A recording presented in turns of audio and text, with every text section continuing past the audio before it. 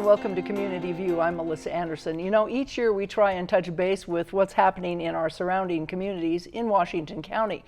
With me today is Mayor Kress Staheli, who's the mayor of Washington City, and we're glad to have you here in St. George today to talk a little bit about your city.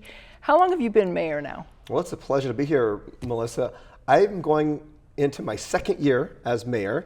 Prior to that, I served for 6 years on the council and 2 years on the planning commission. So I cut my teeth in public service, coming kind of up through the ranks, and absolutely loving the privilege it is to be the representative for Washington City and all the great things that are happening there. Now, Washington City is among one of our largest in Washington County. Tell me about that growth and how that's been kind of a challenge for you. Certainly, I'll always clarify growth with saying we're not chasing growth. The growth is chasing us. But in response to that growth with the number of rooftops, it's an exciting time in Washington where we're starting to see some of those services that maybe historically Washington City residents would come into St. George, where we are today, for those services.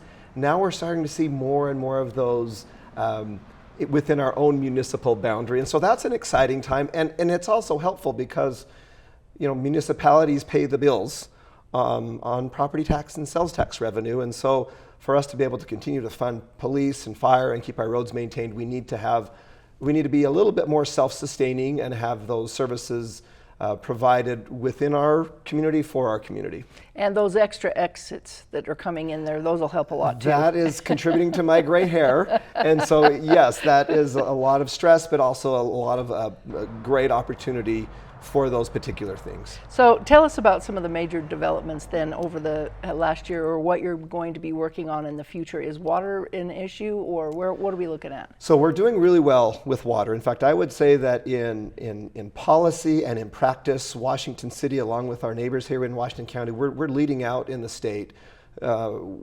Collectively, we initiated what we call landscape conservation ordinances, so that on new construction, it codifies some of the best practices, and I think the one that helps the most is it just limits the amount of grass or exterior turf based on the lot size, and then it caps it on total. So we're encouraging more of a desert scape so that the water can be used for interior purposes.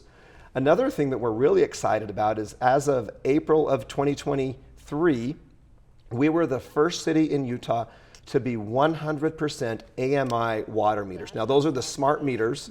You can download the app on your phone, you can monitor your use, you can get leak detection, and what we're finding is it's empowering to our residents to be able to take ownership of their own water usage, because this is the interesting thing. I know we had a great water year last year, but jury's still out on this year, and historically we've struggled a little bit with being in that drought, but people want to conserve. It's not a left-wing issue, it's not a right-thing issue, it's a right-thing issue, only in that it's the best thing is to conserve our most precious resource in the desert. Yeah, that's awesome. Now, I understand that you've got some RAP tax funds that you're planning on using this year. Tell us about that. And I am so excited about this.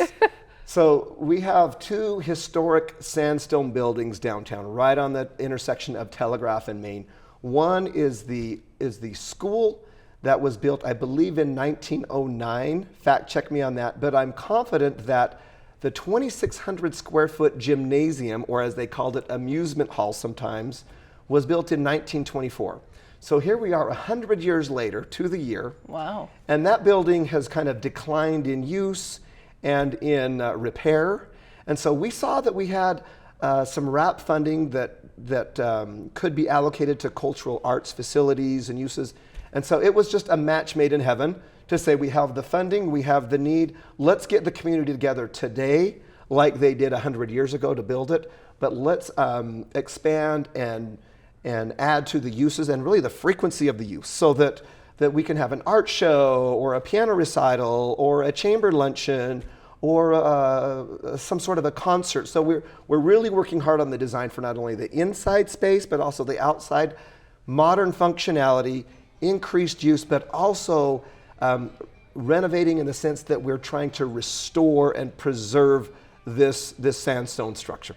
Literally built on lava rock and, what I would add, pioneer grit. Wow. Well, that's where Dixie begins, right? It's so true. You've heard me say it so many times, Melissa. Yeah. And so it's similar to a community hall, and would people be able to rent it out as well for weddings or something? Or? Exactly. Now, our purpose is not to compete with the private sector. We're mostly anticipating using it for, we do have need for city space for certain functions.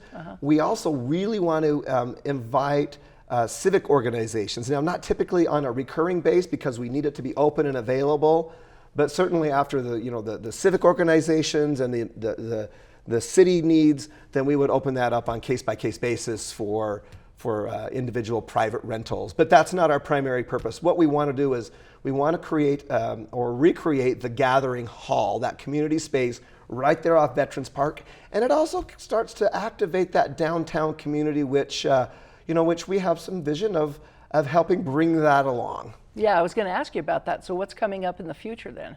Well, what's coming up by the end of November is, like you mentioned at the start, is the Exit 11 Main Street interchange is going to start dropping a lot of traffic. Now, that's not a decision that this council or administration made, and it was necessary due to the increased traffic in the area. But so I say that we're carrying baggage that we didn't load. So we are behind the scenes working to try to make the best of what does that downtown look like as more traffic starts to get there and as we have continued events. So we're working on that. We're looking forward to having more community input and then collectively coming up with a vision. But we're probably in still maybe the first initial phase of a plan that maybe has 2 or 3 phases to it. Thank you so much for all you do and for your great work, and look forward to a couple more years of your mayorship and see what's down the road to come. So thank you so much, It's an absolute Mayor. pleasure. Yeah, Thank you. Thank you. And thank you for joining us, and best wishes in the new year. Thanks to all of you for watching.